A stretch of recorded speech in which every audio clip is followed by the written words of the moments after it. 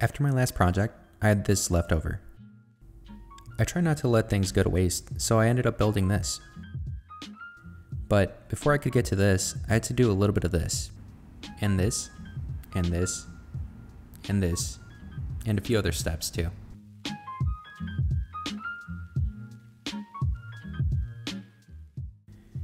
I had been hearing a lot of hype about trading cards, but Pokemon cards in specific. I know they're generally considered a hobby, but I've even heard about people investing in them. And if some people are considering this an investment, this is going to be a great way to protect that investment. This isn't necessarily the fastest DIY, but it's not difficult at all if you follow the steps. I got my table saw ready, and I ripped a few pieces of plywood to about 6 inches wide and 15 inches long. I know it's a little hard to tell, but you'll see it in just 1 second. Right now we're just creating a base that's going to surround our block of wood perfectly. The case we're building is 4 by 6 inches, so the width of the plywood matches that perfectly. After those are cut out, lay them next to the soon-to-be case, and then add the long pieces on the top and bottom. I'm securing the borders with pocket holes because that's what I felt would be easiest, but you can use whatever works easiest for you. You can even use wood glue in this case. The idea is to surround your wooden block perfectly, and if you're making a few of these, this is only going to make it easier for you in the future. Once I secured both of the long pieces, I started preparing my router. With the router, you're going to be carving out a rectangle inside your wooden block so that the cards have somewhere to sit.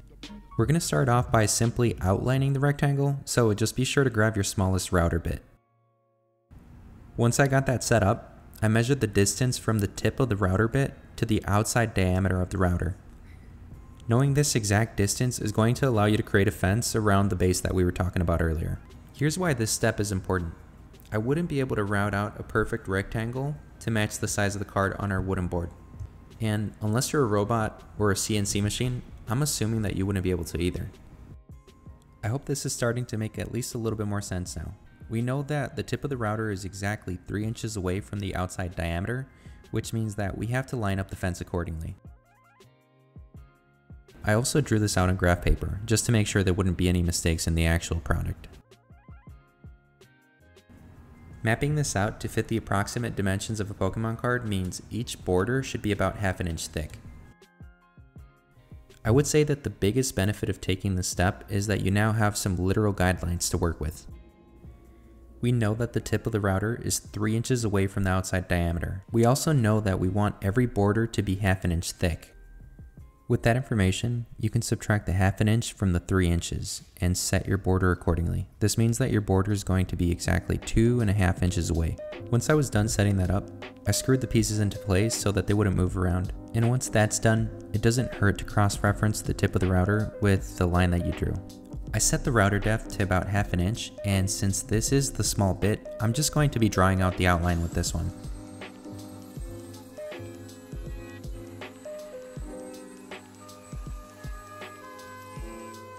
I knew that once the outline was drawn out, I would come back with a bigger router bit just to take off more material at a time. With that said, after the outline was drawn out, there wasn't really much of a rhyme or reason to what I was doing. I swapped the router bit to something much bigger, and I went right back to it. After we were done with that, our wooden board looked something like this.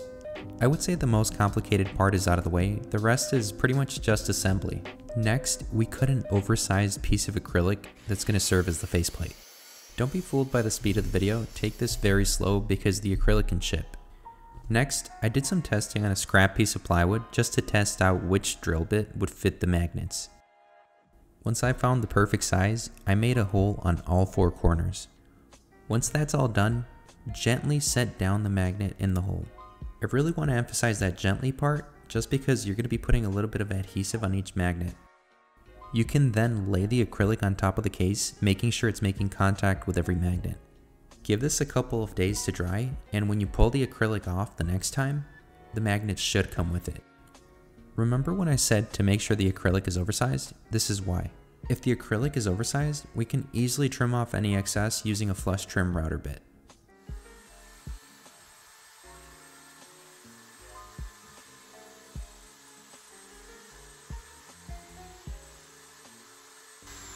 As you can see in the clip, the size of the acrylic now matches the case perfectly.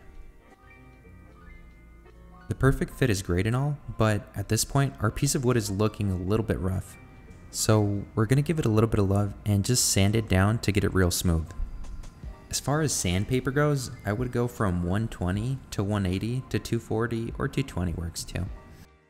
This is the first time I was making the case, so I was experimenting with a few things.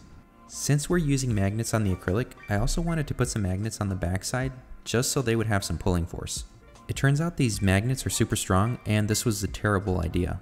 The magnets were so strong that they almost fell off the acrylic various times just because of all the pulling force. Honestly, the holes that you drilled out for the magnets are more than perfect. They keep everything in place. And I know that this means the magnets are technically not using any of their magnetism, but they still add a nice decorative touch. Now that that's out of the way, I also gave the case a clear coat. I used Verithane's water-based polyurethane. This is one of my favorite finishes just because it keeps the wood looking natural. Once you're done, you can let it dry while you sleep and you should be good to go in the morning.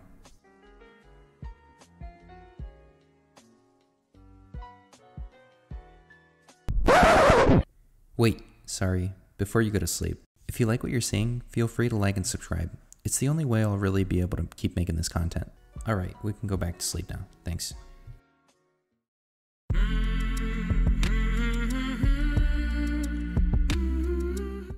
As small as this project was, it definitely has been one of the trickiest ones, mostly because it took so much coordination and planning ahead. If you've made it this far, I really want to thank you for watching, and whether you plan on building it or not, I hope you learned something new. Thanks.